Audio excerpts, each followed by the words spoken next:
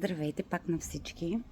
Днес е събота, деня в който обещах, че ще се включим отново с оградата 4.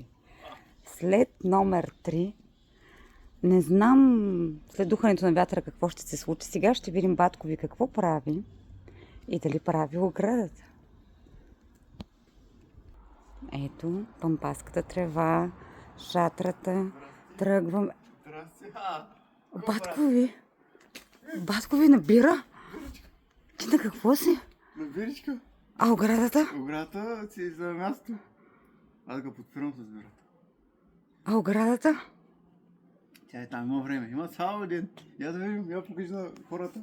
Ама ти знаеш колко е часа? Часа е 2:20. Време бол. До кога? До 5. А оградата? Оградата ще издаже. Няма страшно. Покажи на тия хора. Я.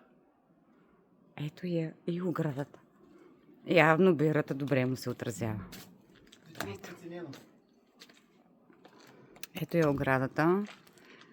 Почти е завършена. В страна на тухличките е перфектно. Сега остава... Бате, какво остава сега по оградата? На здраве! Здраве, сам да налеем. Да сложим после шапка. Какво ще наливаме? Бирата ли пак ще наливаме? Пак ли бирата ще наливаме? Трябва да турим да имаме чашката да е нивелирана. Защото виж масата идеално права. Това е.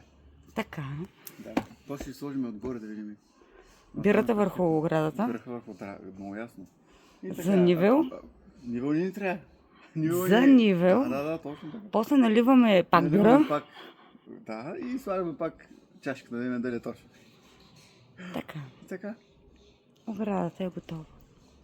Оградата е готова. Хайди. Кажи чао на тия хора. Да покажа на здраве. Или чао. Чао. Чао.